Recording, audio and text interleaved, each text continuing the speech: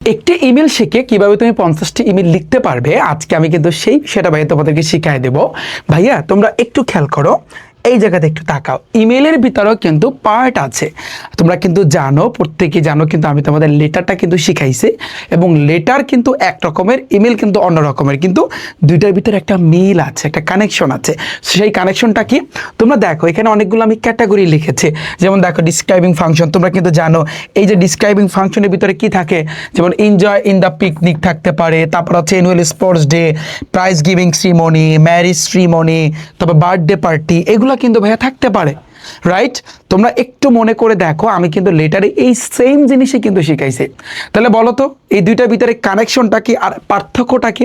ভাইয়া পার্থক্য হচ্ছে কিন্তু এই জায়গাতে, আমি তোমাকে একটু দেখাই তুমি কিভাবে ইমেল লিখবা।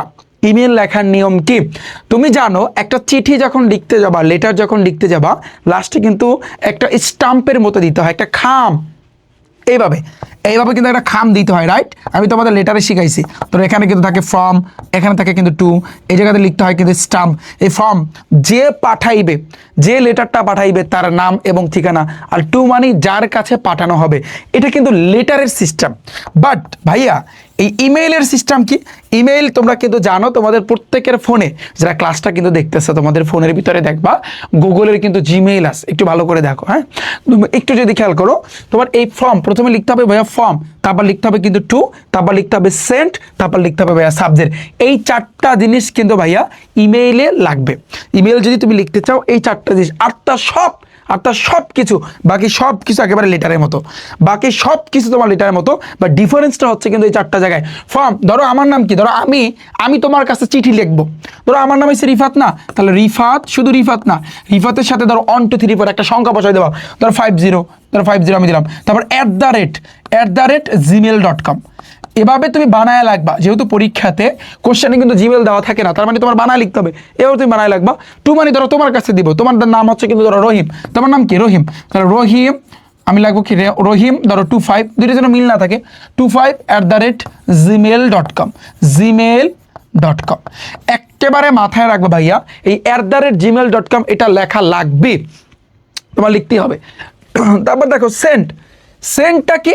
সেন্ট হচ্ছে কিন্তু তুমি কখন এটা পাঠাইছো, কয় তারিখে পাঠাইছো, সেই জিনিসটা কিন্তু ভাইয়া এখানে ঠান্ডা মাথায় তুমি এখানে লিখে দেবা।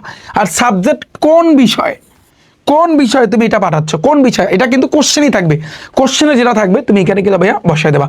এবার বাকি সব একেবারে লেটারের মতো। তো তোমরা কারা কারা ভাইয়া লেটারটা দেখছো, লেটারের ক্লাস কারা কারা দেখছো হাত তোলো। তবে আমি লেটারে একটা জিনিস স্কিপ করছিলাম, বলছিলাম আমি কিন্তু তোমাদেরকে দেখাই দেবো, সেটা হচ্ছে কিন্তু ভাইয়া কনসোলিং টাইপের। হ্যাঁ, আমি তোমাদের একটু দেখাই, আমি জাস্ট একটু দেখাতে চাই তোমাদের। কনগ্রাচুলেশন, এই যে জিনিসটা কনসোলিং মানে কি? কনসোলিং টাইপের কিন্তু লেটারও আছে। ধরো তোমার কোনো এক বন্ধুর তার আব্বু মারা গেল, বা তার আম্মু মারা গেল, বা তার ভাই বা তার বোন কোনো একটা অ্যাক্সিডেন্ট করে মারা গেল, বা কিছু একটা হয়ে মারা গেছে, তো ওই ক্যাটাগরির লেটার বা ইমেল আসতে পারে, সেটার নাম হচ্ছে কিন্তু কনসোলিং টাইপের। তখন তুমি কিভাবে লিখবে আমি একটু পড়াই দিই, দেখো। আই অ্যাম ভেরি শকড, এবং তুমি কিভাবে লেটারের ক্লাসটা দেখবা সেটা আমি বলবো, জাস্ট ওয়েট। তুমি আগে এটা দেখো যে আই অ্যাম ভেরি শকড অর্থ কি? আমি খুবই কিন্তু ব্যথা পেয়েছি। শকড অর্থ কিন্তু ব্যথা পাওয়া, ব্যথা পেয়েছি। টু হিয়ার অর্থ কিন্তু শুনে, আমি শুনে ব্যথা পেয়েছি। অফ ইউর ফাদার, তোমার বাবা হইতে পারে, অথবা মা হইতে পারে, বা বোন হইতে পারে। ইটস নো মোর দ্বারা বোঝায় বেঁচে নাই, ইন দ্য ওয়ার্ল্ড, এই পৃথিবীতে আর বেঁচে নেই। Is no more in the world. Okay, লাইনটা বুঝছো? যে আই অ্যাম ভেরি শকড, আমি কিন্তু ব্যথা পেয়েছি বা ব্যথিত হয়েছি। টু হিয়ার, শুনে, অফ ইউর ফাদার হইতে পারে তোমার বাবা বা মা, বা তোমার বোন বা তোমার ভাই। ইজ নো মোর, বেঁচে নাই, ইন দ্য ওয়ার্ল্ড, এই পৃথিবীতে। আই হ্যাভ নেভার থট, আমি চিন্তা করতে পারতেছি না। আই হ্যাভ নেভার অর্থ কিন্তু না, থট অর্থ চিন্তা করা, আমি চিন্তা করতে পারতেছি না।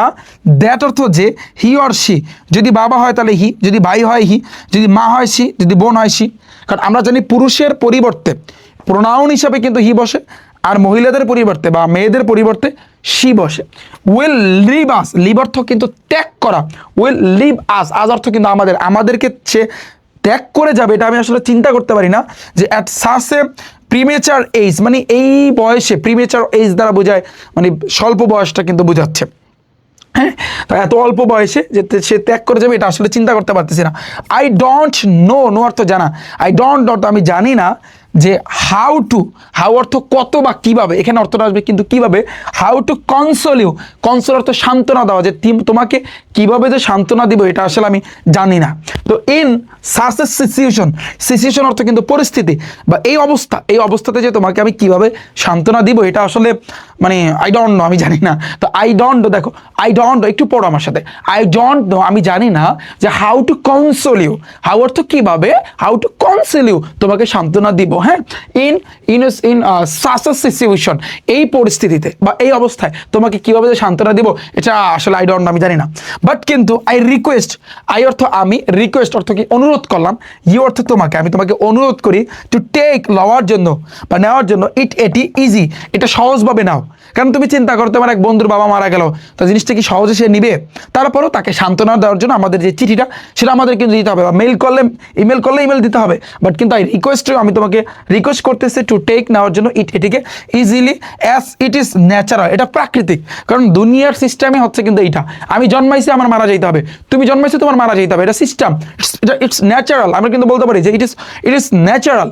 তো উই অল মাস্ট, উই অর্থ আমরা, অল অর্থ সবাই, আমরা সবাই, মাস্ট অর্থ অবশ্যই, ডাই অর্থ কিন্তু মারা যাব। তাহলে উই অর্থ আমরা, অল সবাই, মাস্ট অবশ্যই, ডাই মারা যাব, টুডে আজ, অর অথবা টুমরো আগামীকাল, আজ হয় বাই কাল আমরা সবাই মারা যাব। এটা সবাই, যে উই আমরা, অল সবাই, মাস্ট অবশ্যই, ডাই মারা যাব, টুডে আজকে, অর অথবা টুমরো আগামীকাল। সো অতএব উই উইল প্রে, উই অর্থ আমরা, উইল প্রে অর্থ কিন্তু প্রার্থনা করা, তা আমরা প্রার্থনা করি ফর জন্য, হিম তাহার জন্য, সো দ্যাট যাতে করে, হিস তাহার, সোল তার যে আত্মাটা, মে পারে রেস্ট নিতে পারে, মে অর্থ পারা, রেস্ট অর্থ কিন্তু বিশ্রাম, বিশ্রাম নিতে পারে, ইন পিস শান্তিতে, শান্তিতে যেন, অর্থাৎ এটা জাস্ট প্রার্থনা আমরা করেছি যে সো অতএব উই উইল প্রে আমরা প্রার্থনা করি ফর হিম তাহার জন্য, সো দ্যাট যাতে করে হিজ সল তার যে আত্মাটা, মে পারে রেস্ট বিশ্রাম নিতে, ইন পিস শান্তিতে। তো no more today, no more today, এখানে তো গিভ মাই সালাম দেওয়ার কিছু নাই, এখানে তুমি দিয়ে দেবা যে মে আল্লাহ ব্লেস ইউ, এতটুকু দিয়ে দিলি এনাফ, এটা না দিলেও চলে। তারপর ইউর লাভিং ফ্রেন্ড, এটা তুমি কিন্তু দিয়ে দেবা। তো আমি আশা করছি তোমরা বুঝতে পেরেছো।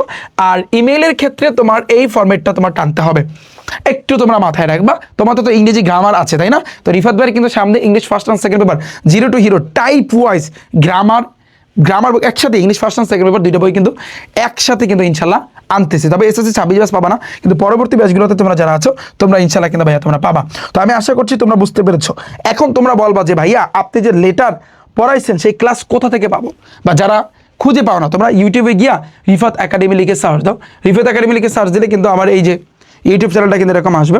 আসার পরে তুমি দেখো যে প্লে লিস্ট আছে ভাইয়া, প্লে লিস্টে একটা চাপ দিবা, প্লে লিস্টে চাপ দিলে দেখো এসএসসি ইংলিশ রাইটিং পার্ট, এখানে ক্লিক করলে ভাই তুমি ক্লাসগুলো দেখতে পারবা, সকল ক্লাসগুলো। আমি আশা করছি তোমরা বুঝছো।